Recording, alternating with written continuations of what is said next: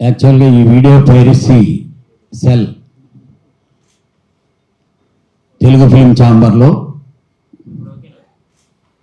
అప్పుడు నేను సెక్రటరీగా ఉన్నా. దీనికి ఒక రూమ్ కేటాయించి ఎక్విప్మెంట్ తెప్పించి ఆ రోజు చాలామంది అన్నారు వీడియో పైరసీ ఎలాగా దీన్ని అరికట్టం, శ్రీనివాసరావు గారు అరికట్టం ఇవన్నీ సాధ్యమేనా అని డిస్కషన్ జరిగి, అంటే దానికి అయ్యే ఖర్చు ఏ విధంగా భరిస్తారు, ఎలా జరుగుద్ది అవన్నీ లెక్కలేసుకున్నప్పుడు మన ఇండస్ట్రీని కాపాడుకునే దానికి మన ప్రయత్నాలు చెయ్యాలి అనే గట్టి పట్టుదలతో స్టార్ట్ అయినటువంటి Telugu film chamber video piracy cell, దీంట్లోంచి ఆల్రెడీ రిటైర్డ్ అయిన పోలీస్ ఆఫీసర్స్ని ఎంగేజ్ చేసామండి. ఎందుకనంటే మనకి మన బాడీకి అని చెప్పి టోటల్గా రిటైర్డ్ అయిన పోలీస్ ఆఫీసర్ని అందరినీ ఎంగేజ్ చేసి ఇదొక టీం లాగా చాలా స్ట్రాంగ్గా చేసాం. దీనికి సపరేట్ వెహికల్స్, సపరేట్ ఫోరం, దాని మీద ఎవరు కూడా ఏంటంటే దాన్ని సీక్రెసీగా మెయింటైన్ చేస్తూ చేస్తే చాలామందికి తెలియంది ఏంటంటే యూకేలో స్కాట్లాండ్ పోలీస్ అంటే చాలా స్ట్రాంగు, చాలా సిన్సియర్గా చేస్తారంటారు.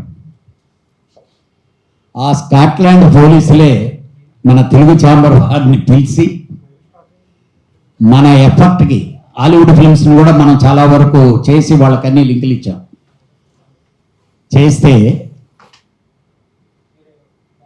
కొన్ని సంవత్సరాలు మనకి డబ్బు కూడా పంపారండి. వాళ్ళు ఫండ్ కింద డబ్బు పంపడం జరిగింది స్కాట్లాండ్ పోలీస్ డిపార్ట్మెంట్. ఆ తర్వాత మన రాజ్ కుమార్ అని చెప్పి క్యాడ్ ఎంటర్టైన్మెంట్లో ఉండేటప్పుడు రాజ్ కుమార్ని కూడా ఆ సెల్కి మళ్ళీ ఒక చైర్మన్ లాగా చేసి, అంటే ఎవరెవరు బాగా దాని మీద పార్టిసిపేట్ చేసి చేయగలరో చేస్తే ఒక పెద్ద ముఠాను పట్టుకోవడం జరిగింది. ఆడి పేరు గాడ్, వాడికి నిక్నేమ్ గాడ్. ఆస్ట్రేలియాలో మెల్బోర్న్లో చాలా పెద్ద ఆఫీస్ అండి, ఒక పెద్ద ఆఫీస్. దాన్ని ఇంటర్నేషనల్ లెవెల్లో వాడిని అరెస్ట్ చేసి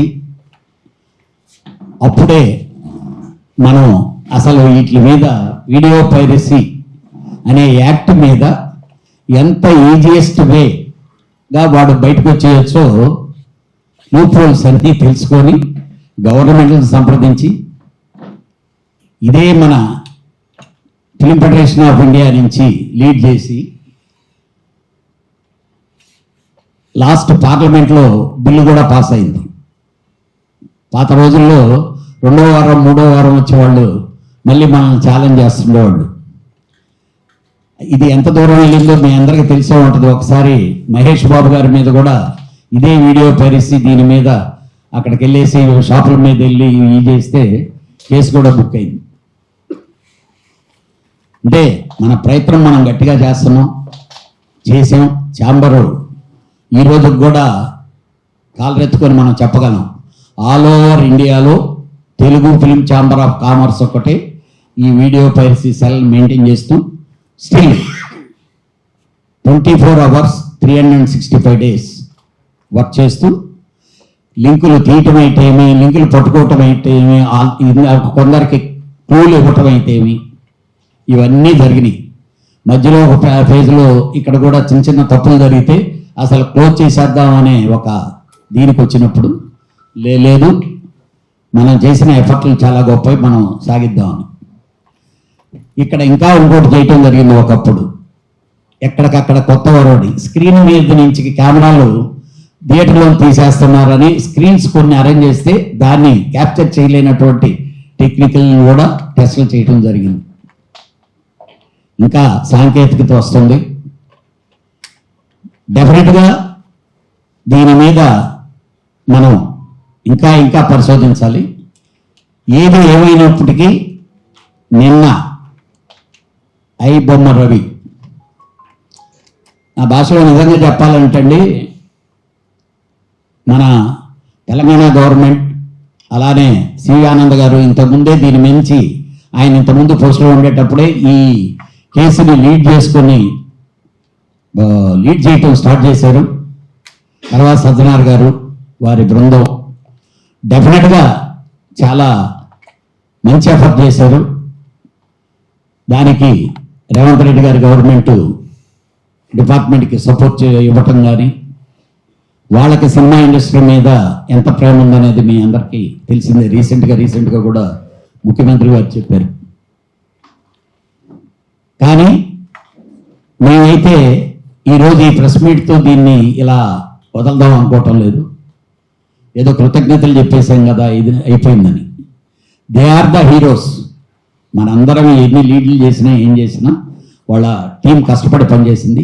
ఫిలిం ఇండస్ట్రీ వాళ్ళందరినీ పిలవాలి, ఒక డయాస్ మీద వాళ్ళని చాలా గౌరవంగా తెలుగు ఫిలిం ఛాంబర్ తరపున, ఫిలిం ఇండస్ట్రీ తరపున చాలా గొప్పగా మనం వాళ్ళందరినీ సన్మానించుకోవాలి. త్వరలోనే డెఫినెట్గా ప్రెసిడెంట్ భరతభూషణ్ గారితో నేను ఇందాక అదే చెప్పాను, సార్ ప్లాన్ చేద్దామండి, ముందు ఈరోజు ఈ కార్యక్రమం అయిన తర్వాత డెఫినెట్గా డిస్కస్ చేసి ప్లాన్ చేద్దామన్నారు. దాన్ని లీడ్ చేస్తాం. అంటే మాకు ఆనవాయితీ ఏది జరిగినా తెలుగు ఫిలిం ఇండస్ట్రీ తరఫున జరిగితే ఛాంబర్ నుంచి ముందు లీడ్ వెళ్ళాలి. అప్పుడే ఈ సంస్థ దీని గౌరవం దీని ఇది ఉంటుంది. డెఫినెట్గా నిన్న పోలీస్ డిపార్ట్మెంట్ వాళ్ళు ప్రోగ్రామ్ వాళ్ళు చేశారు. మా ఇండస్ట్రీ తరఫు నుంచి ఇంకా ఘనంగా పెద్ద ప్రోగ్రాం చేద్దామని చెప్పి అనుకుంటున్నాం. అది త్వరలో ప్రెసిడెంట్ గారు వాళ్ళు దాన్ని ప్రకటిస్తారు. సెంట్రల్ గవర్నమెంట్ కూడా దీని మీద ఇంతకుముందు కంటే స్ట్రాంగ్గా, అసలు ఈ సినిమాకి ఎవరన్నా పట్టుబడితే వాళ్ళలో జరిగితే కాస్ట్ ఆఫ్ ప్రొడక్షన్లో 5%, ఈరోజు 100 కోట్లు ఖర్చు పెట్టుంటే 500 కోట్లు వాళ్ళ ఆస్తులు కానీ వాళ్ళు అది చట్టం చేశారండి. కానీ మేము అప్పుడే చెప్పాం, ఈ చట్టమే చాలదు సార్. ఈరోజు చాలా వెబ్సైట్లు గవర్నమెంట్ వద్దనుకుంటే ఆ వెబ్సైట్లు కనిపించడం లేదు. టెలికాం డిపార్ట్మెంట్తో దాన్ని ఇంటర్లింక్ చేసి ఆ విధంగా చేయమని రిక్వెస్ట్ చేశాం. దానికి వాళ్ళకేదో ఉండే ఇబ్బందులు వాళ్ళకున్నాయి, పొలిటీషియన్స్కి కానీ లేకపోతే దీనికి కానీ.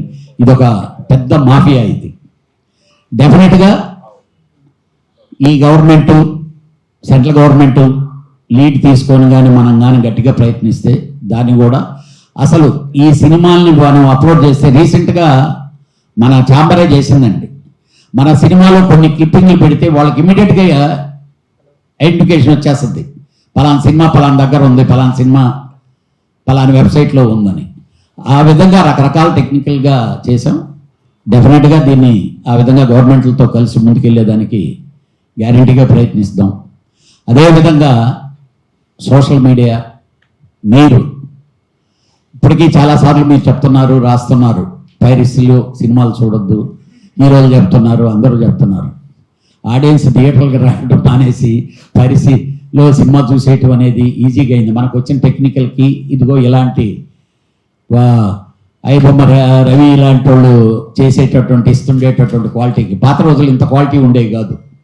ఇప్పుడు మరీ హెచ్డి క్వాలిటీలు అన్నీ తీసుకొని రిలీజ్ చేస్తే ఆటోమేటిక్గా ఇంట్లో కూర్చొని హ్యాపీగా పకోడీ తింటా, పిల్లలతో సరదాగా ఫ్యామిలీతో మాట్లాడుకుంటా సినిమా చూడటం అలవాటు అయిపోయింది. దానివల్ల ఎంత నష్టపోతున్నామో మనందరికీ తెలుసు. మీ అందరి సహకారం కూడా ఉంటే దీన్ని ఇంకా కొంచెం ముందుకు తీసుకెళ్లేదానికి కుదురుద్ది.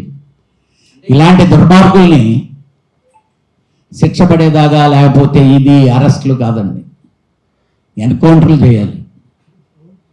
ఎన్కౌంటర్లు చేస్తే వాళ్ళు చేయకపోయినా సినిమా వాళ్ళన్నా చేయాలి కనీసం. ఎందుకంటే అంత బాధ. వాడికి సంబంధం లేకుండా ఒక సినిమా ఇన్ని కోట్లు ఖర్చు పెట్టి 100 మంది కష్టపడి వాళ్ళ బ్లడ్ని తాగుతుండే లాంటి వాడు బ్లడ్ చూడటం చాలా అవసరం. డెఫినెట్గా కమింగ్ డేస్లో ఒక్కడికి కానీ అలా జరిగితే నెక్స్ట్ వాడు డెఫినెట్గా ఓహో మనల్ని కూడా ఉంచలేరేమో, అయిపోతారేమో అనే ఫీలింగ్తో భయం వస్తుంది. డెఫినెట్గా మీ అందరి సహకారం ఇవ్వాలి. ఈరోజు ఇక్కడికి వచ్చినట్టు పాత్రికేయ మిత్రులందరికీ నా మనవి అదే, డెఫినెట్గా సపోర్ట్ చేయండి, సినిమా ఇండస్ట్రీని సేవ్ చేయండి. Thanks to the entire police department, ఎందుకంటే వాళ్ళు చాలా కష్టపడి ఉంటారు వాడిని పట్టుకునేదానికి. రకరకాలుగా టీములుగా ఏర్పాటు చేసి ఉంటారు. వాళ్ళకి మేము ఈరోజు మీ ద్వారా కృతజ్ఞతలు తెలియజేస్తున్నాం. త్వరలోనే వాళ్ళని ఒక డయాస్ మీదకి పిలిచి ఫిలిం ఇండస్ట్రీ తరఫున పెద్దగా ఫెసిలిటేట్ చేసి గౌరవించుకుంటాం. Thank you.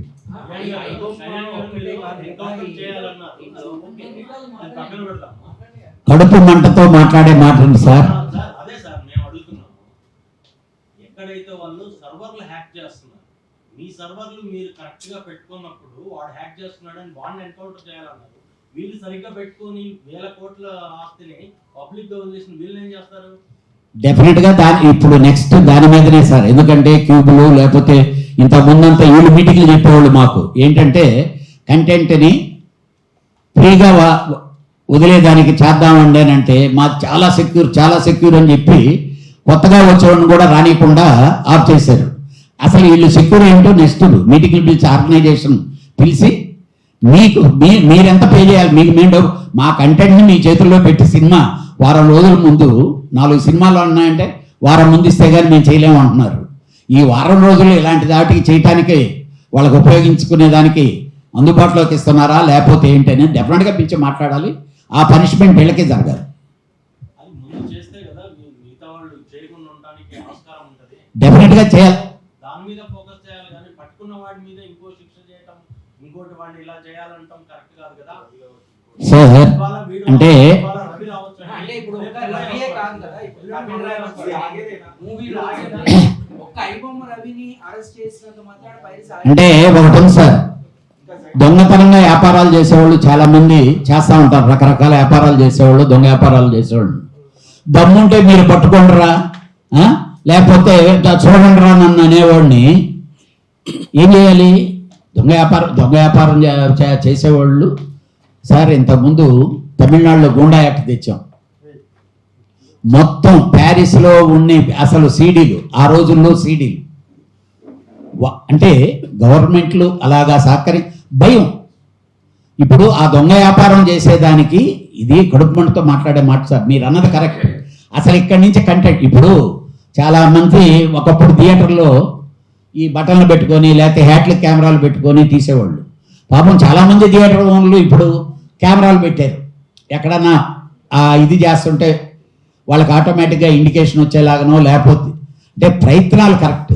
మీరు అన్నది వాళ్ళు వీక్నెస్ ఇక్కడ చేస్తున్నారు. డెఫినెట్గా ఆర్గనైజేషన్ డెఫినెట్గా వాళ్ళని పిలిపిస్తుంది. వాడు ఇప్పుడు ఎక్కడి నుంచి వాడు తీసాడో అనేది ఉంది కాబట్టి అది ఈజీగా తెలిసిపోద్ది. కాబట్టి దీనికి వీళ్ళు ఏం చేస్తారనేది డెఫినెట్గా ఆర్గనైజేషన్స్ వాళ్ళ మీద ప్రెషర్ పెట్టి మాట్లాడారు. టికెట్ల రేట్లు కూడా ఎక్కువ ఉండటం వల్ల జనాలు ఫుట్ఫాల్స్ థియేటర్ రావట్లేదని, అది కూడా ఇండైరెక్ట్ గా పైరసీని ప్రోత్సహించే కార్యక్రమం కదా, దాన్ని మీరు యాక్సెప్ట్ చేస్తారా? 100% యువర్ రైట్.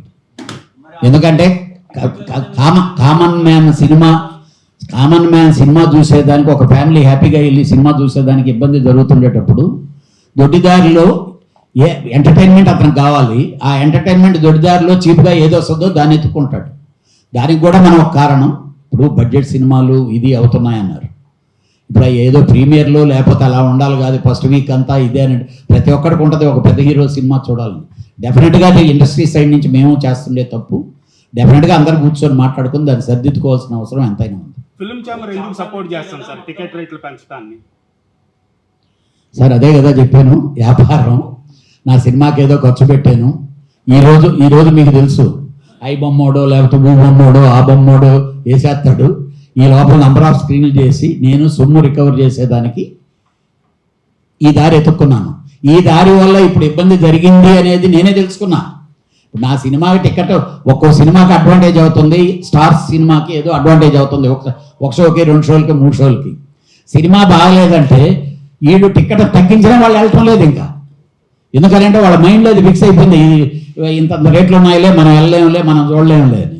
సార్ మీ స్వార్థం మీరు చూసుకుంటున్నారు, ప్రేక్షకులు కూడా అతన్ని అభినవ రాబిన్ హుడ్ అంటున్నారు. అనే నువ్వు రాబిన్ హుడ్ అనుకుంటున్నావు అతన్ని? నా సంగతి తీసేయండి సార్. అలా కాదు కదా, ఫస్ట్ నిన్ను నేను కన్విన్స్ చేయగలిగాను అనుకో, నేను ఇండస్ట్రీలో భాగం కాబట్టి నేను ఫస్ట్ నిన్ను నేను కన్విన్స్ చేయగలిగితే ఆటోమేటిక్ గా తర్వాత ప్రేక్షకులందరినీ కన్విన్స్ చేస్తాం. ఇక్కడ ఉన్న ఆర్గనైజేషన్స్ అన్ని ఎవరి బాధ వాళ్ళు చెప్తారు. అంతా అయిపోయిన తర్వాత మీరు Q&Aలో ఏది కావాలంటే అది ప్రశ్నించండి ఫస్ట్. ఎందుకంటే ఇక్కడ ఫిల్మ్ ఎంప్లాయీస్ ఫెడరేషన్ పిలిపించడం కానీ, డైరెక్టర్స్ అసోసియేషన్ పిలిపించడం కానీ, south India film federation of India ఇంతమంది కూర్చుంది ఏంటంటే దీనికి కృతజ్ఞతలు తెలియజేయటం. నాట్ ఓన్లీ ఒక తెలుగు ఫిల్మ్ ఇండస్ట్రీనే కాదు, film federation of India, south Indian film chamber of commerce అందరూ. మళ్ళీ దీనిలో కూడా ఇది ఒక పైరసీ మూలంగా కేవలం నిర్మాతకు నష్టం కదా. మీరు ఫిల్మ్ ఎంప్లాయీస్ ఫెడరేషన్లో లేకపోతే డైరెక్టర్స్ అసోసియేషన్ ఎందుకు పిలిచారు అని అంటే, దీనికి ఏంటంటే ప్రొడ్యూసర్కి డబ్బులు నష్టం జరగచ్చు, కానీ స్కిల్ మేధస్సు. ఒక డైరెక్టర్స్ అసోసియేషన్, ఒక డైరెక్టర్ వస్తే ఆ డైరెక్టర్ సినిమా ఫస్ట్ డేనే స్క్రీన్ చేస్తే ఆ డైరెక్టర్ని, ఆ కాబోయే డైరెక్టర్, ఇవాళ అయిన ప్రతి డైరెక్టర్ కూడా ఒక చిన్న డైరెక్టర్ నుంచినే స్టార్ట్ అయ్యాడు, ఒక చిన్న సినిమా నుంచినే స్టార్ట్ అయ్యాడు. ఇలా వీళ్ళ మేధస్సును చంపేస్తున్నారు అనే దగ్గర వాళ్ళు బాధ వ్యక్తపరచడానికి డైరెక్టర్స్ అసోసియేషన్ వాళ్ళు, అలాగే ఫిల్మ్ ఎంప్లాయీస్ ఫెడరేషన్ వాళ్ళు కూడా ఒక ఫైటర్స్ యూనియన్ అనుకోండి, డాన్సర్స్ యూనియన్ అనుకోండి, ఇలా రకరకాల స్కిల్డ్ పీపుల్ని కూడా చంపేయడానికి ఈ పైరసీ కారణమైంది. కాబట్టి వాళ్ళ బాధను వాళ్ళు కూడా చెప్పుకోవటం కోసమే ఇది ఎంటైర్ ఇండస్ట్రీ ప్రెస్ మీట్గా పెడతాం జరిగింది. సో అందరూ అయిపోయిన తర్వాత మీరు ఏ క్వశ్చన్ కావాలంటే ఆ క్వశ్చన్ వేయండి, ఆ క్వశ్చన్ అన్నిటికీ ఆన్సర్ చెప్పండి. ఇప్పుడు చదలవాడి శ్రీనివాసరావు మాట్లాడతారు.